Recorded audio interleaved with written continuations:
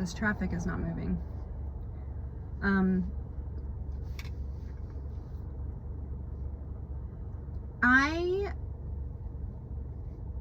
My aunt sent me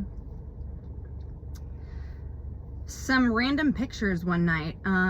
She, like, I guess she was just going through old photos, like physical photos, and she sent me a baby photo of me. I think I was maybe 4 or 5, and it's like a close-up of my face. And my first response when I saw that, I was like, ew, look at that Asian boy. And because I did look super Asian. My mom used to cut my hair up to here, and my hair was really thick, super straight, and I had these straight across bangs. I looked like an Asian boy, and I used to cry when she would cut my hair off like that. But my hair was so thick, like she was like, it doesn't look right, your face is so tiny and your hair is bigger than your body. And she was probably right, but still, I felt like I was hideous. And it's just funny that I'm a hairstylist now, which was not at all part of the plan. I never even considered being a hairstylist growing up at all. And now, whenever I was working at Diesel Barbershop, I would get these kids, or even at Sport Clips, I guess, these moms would come in with their kids, and a few times the little boys would be so upset with how their mom wanted their hair to be cut, and they would just pout, and they'd just be like real upset, just staring in the mirror, like not talking. And then when the mom would walk away, I'd be like, what do you really want? What kind of haircut do you really want? And sometimes I would sometimes I would meet them in the middle, you know, like give the little kid a little bit of what he wants, and, you know, a little bit of what the mom wants. A couple of times the moms would be like, I told you to do, and I'd be like, well, he doesn't want that. You're ruining his self-esteem. You're gonna regret this once he's in his 20s. He'll blame you. I'm just kidding. I definitely never blamed my mom for... I never connected anything back to, like, blaming my parents for, like, whatever I was struggling with. Although, maybe that was naive of me. I don't know. Anyway, so my aunt sent me those photos, and my first thought was, ew.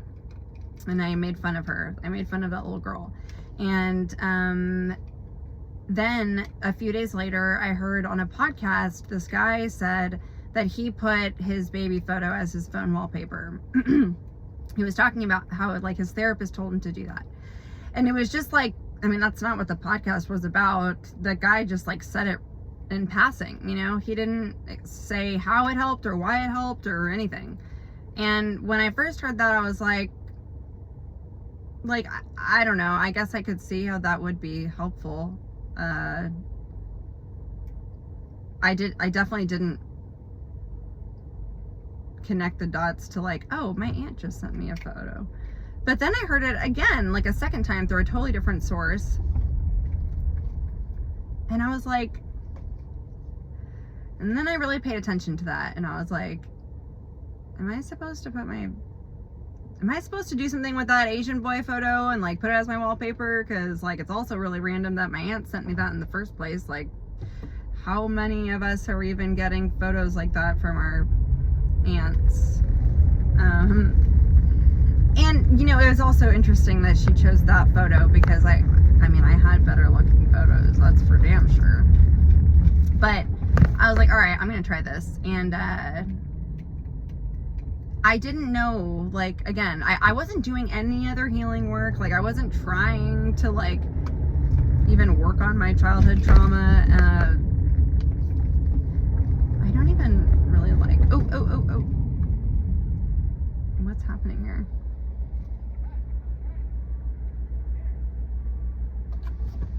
What? sorry, these construction people are like guiding me.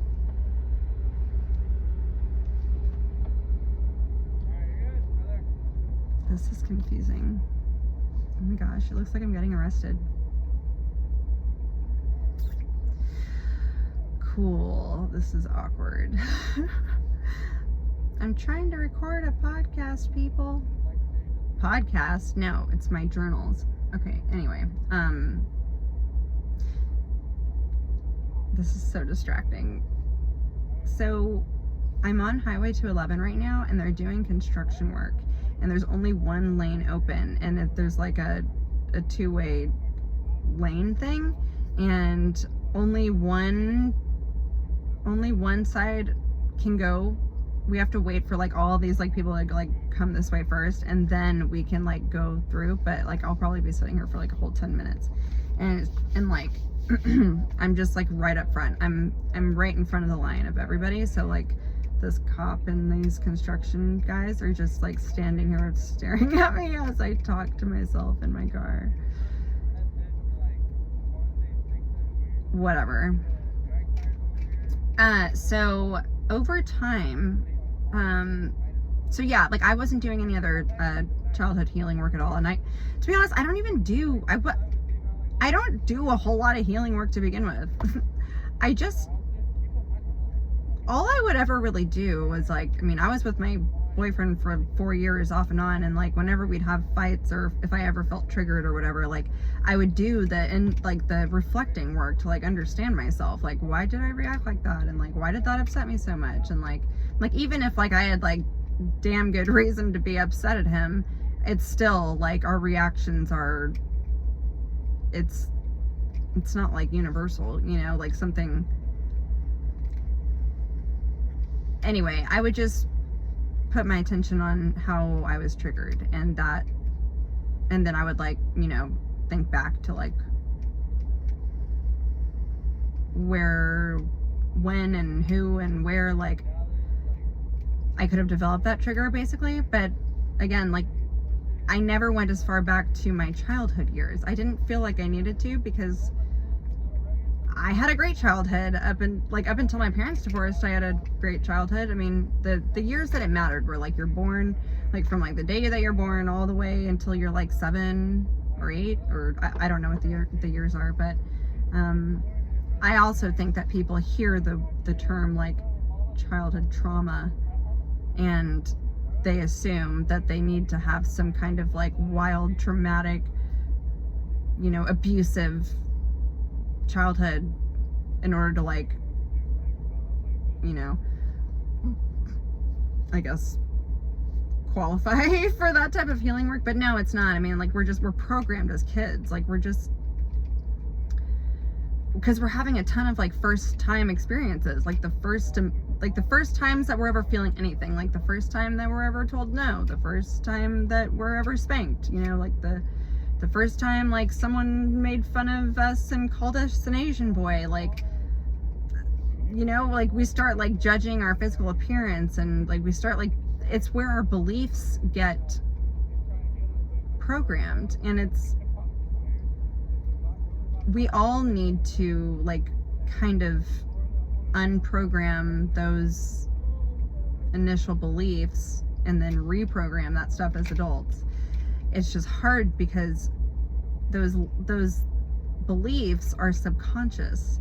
We are not conscious at all about like our limiting beliefs, how we see ourselves, how we see the world, how we see love, how we see our parents, like how, like just relationships in general, how we view money, you know, like it's, yeah, anyway.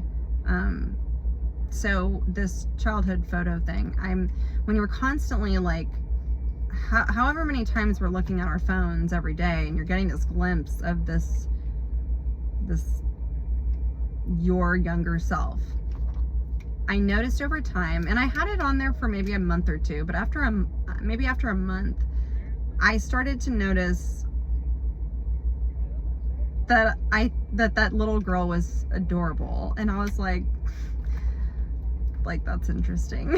Like, why am I suddenly changing my mind about this photo? Like, how was I like so I put her down when I first saw that, you know, and now I'm suddenly feeling like it's a really cute picture of me, and I was like, what? Like, that's weird. And then